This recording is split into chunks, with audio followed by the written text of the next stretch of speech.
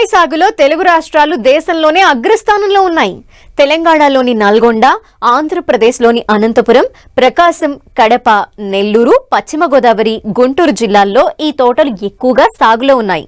బత్తాయికి వేసవిలో మంచి ధర పలుకుతూ ఉండటంతో రైతులు వేసవి సమయానికి దిగుబడి వచ్చే విధంగా తోటల్లో యాజమాన్యం చేపడుతుంటారు.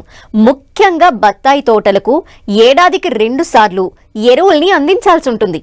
ప్రస్తుతం ఈ తొలకరిలో తోటల్లో ఆచరించాల్సిన ఎరువుల యాజమాన్యం గురించి ఇప్పుడు తెలుసుకుందాం. ఆంధ్రప్రదేశ్, తెలంగాణలో రైతులు బత్తాయి తోటలను అధిక విస్తీర్ణంలో సాగు చేస్తున్నారు. మొక్కల మధ్య ఎటు చూసినా 18 నుంచి 21 అడుగుల దూరంతో ఎకరాకు 100 నుంచి 135 మొక్కలు వచ్చే విధంగా ఈ తోటలను పెంచుతున్నారు. అయితే ఎకరాకు 100 మొక్కలు నాటిన తోటల్లో గాలి, వెలుతురు ధారాళంగా ఉండి చీడపీడల సమస్య తక్కువ ఉంటుంది. సాధారణంగా రైతులు ఆయా ప్రాంతాల వాతావరణ అనుకూలతను బట్టి పండ్ల దిగుబడి తీస్తున్నారు. దీనిలో వేసవిలో వచ్చే పంటను చిత్తా అని, శీతాకాలపు పంటను ఆరుద్ర అని, వర్షాకాలపు పంటను సీజన్ పంట అని పిలుస్తారు. అయితే 100% మంది రైతులు వేసవి పంట తీసేందుకు మొగ్గు చూపుతారు. ఎందుకంటే ఈ కాలంలో గత 2 ఏళ్లుగా టన్ను బత్తాయి 40,000 నుండి 50,000 ధర పలుకుతోంది. 6 సంవత్సరాలు దాటిన తోటల నుంచి ఎకరాకు 8 నుండి 10 టన్నుల దిగుబడిని సాధించే వీలుంది. ప్రస్తుతం కొంతమంది రైతులు వర్షాకాలపు పంటను తీసుకుంటుండగా మరికొంతమంది రైతులు వేసవి పంట కోసం తిరిగి తోటలను సిద్ధం చేస్తున్నారు. బత్తాయిలో పూత నుంచి కాయ పక్వానికి రావడానికి దాదాపు 7 నుండి 8 నెలల సమయం పడుతుంది. అయితే ఆశించిన దిగుబడులను పొందాలంటే ఈ తోటలకు పోషకాలను సకాలంలో అందించాలి. ప్రధాన పోషకాలైన నత్రజని, భాస్వరం, పొటాష్లను సకాలంలో అందించినప్పుడు చెట్లు ఆరోగ్యంగా పెరిగి మంచి ఫలసాయాన్ని ఇస్తాయి. బత్తాయి మొక్కలకు ఏడాదిలో 2 దఫాలుగా ఎరువులను అందించాలి.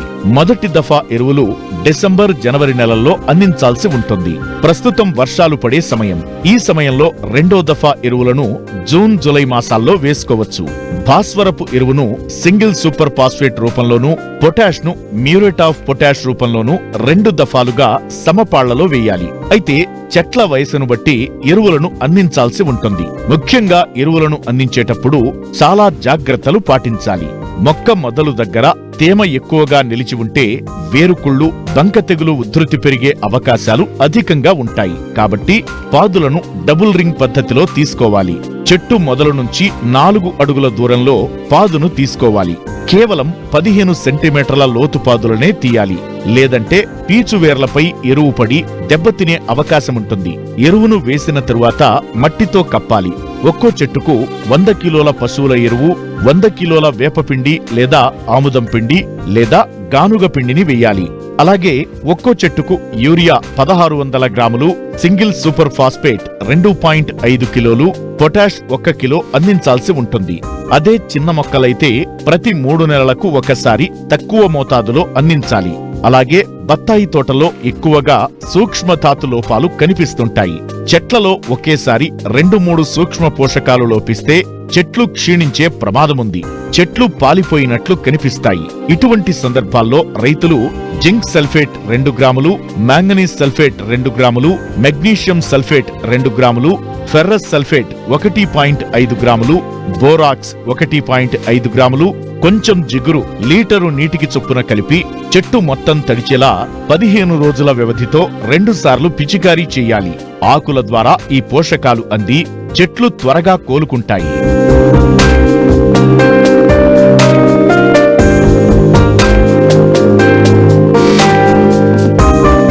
ప్రాంతాన్ని బట్టి చెట్లను పూతకు వదిలే సమయం మారుతుంది.